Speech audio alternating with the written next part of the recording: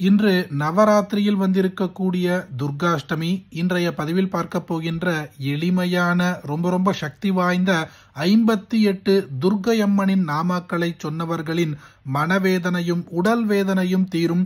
நவராத்திரி முடிவதற்குள்ளாகவே ஒரு நல்ல செய்தி கிடைக்கும் என்பது நம்பிக்கை. பதிவுக்குள்ள போறதுக்கு முன்னாடி இதுதான் முதல் முறையா நம்ம சேனலுக்கு வந்திருந்தா சப்ஸ்கிரைப் பட்டனை கிளிக் பண்ணுங்க. தினந்தோறும் உபயோகமான ஆன்மீக பதிவுகளை பெற நோட்டிபிகேஷன்ல இருக்கிற பெல் ஐகானை கிளிக் பண்ணுங்க. இந்த வீடியோவை லைக் பண்ணுங்க. ஓம் சத்யை நமஹ, ஓம் சாத்வியை நமஹ, ஓம் பவப்ரீதாயை நமஹ, ஓம் பவான்யை நமஹ, ஓம் பவமோச்சன்யை நமஹ, ஓம் ஆர்யாயை நமஹ, ஓம் துர்காயை நமஹ, ஓம் ஜயாயை நமஹ, ஓம் ஆத்யாயை நமஹ, ஓம் த்ரிநேத்ராயை நமஹ, ஓம் சூலதாரிண்யை நமஹ, ஓம் பினாகதாரிண்யை நமஹ, ஓம் சித்ராயை நமஹ, ஓம் சண்டகாண்டாயை நமஹ, ஓம் மகாதபசே நமஹ, ஓம் மனசே நமஹ, ஓம் புத்யை நமஹ,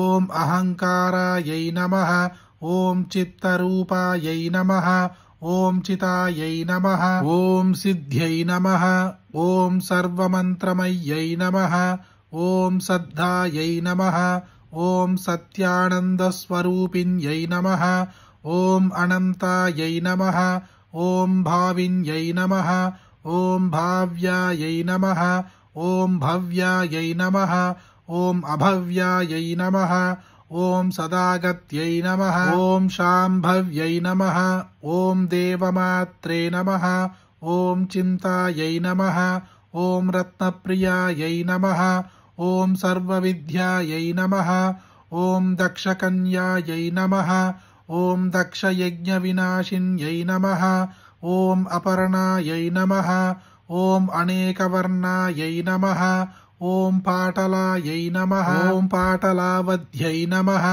ஓம் பட்டாம்பரபரிதானாயை நமஹ, ஓம் கலமஞ்சீரரஞ்சின்யை நமஹ, ஓம் அமேயவிக்ரமாயை நமஹ, ஓம் க்ரூராயை நமஹ, ஓம் சுந்தர்யை நமஹ, ஓம் சூரசுந்தர்யை நமஹ, ஓம் வனதுர்காயை நமஹ, ஓம் மாதங்யை நமஹ, ஓம் மதங்கமணிபூஜிதாயை நமஹ, ஓம் ராம்யை நமஹ, ஓம் மாஹேஸ்வர்யை நமஹ, ஓம் ஐந்திரியை நமஹ, ஓம் கௌமார்யை நமஹ, ஓம் சாமுண்டாயை நமஹ, ஓம் வைஷ்ணவ்யை நமஹ, ஓம் வாராஹ்யை நமஹ, ஓம் லக்ஷ்மியை நமஹ. துர்காஷ்டமி திதியானது இன்றைய நாள் மாலை 4:32 தொடங்கி நாளை மாலை 6:06 வரை உள்ளது. இந்த இடைப்பட்ட காலத்தில் இன்றைய நாள் மாலையோ அல்லது நாளை மாலையோ கூட நீங்கள் துர்க்கையம்மனின் பூஜையை தாராளமாக செய்யலாம். பொதுவாக உக்ர தெய்வங்களுக்கு சூர்யாஸ்தமனத்திற்கு பிற்பாடு சக்தி அதிகம் என்பதால் மாலை 6 மணிக்கு மேலே பூஜை செய்வது ரொம்ப விசேஷம்.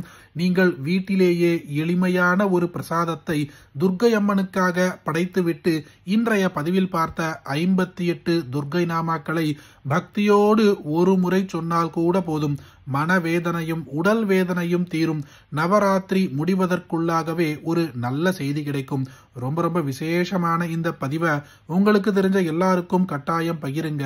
இந்த வீடியோவை லைக் பண்ணுங்க. நாளைக்கு மற்றொரு பதிவில் சந்திப்போம். ஹரி ஓம் மகா பெரியவா போற்றி.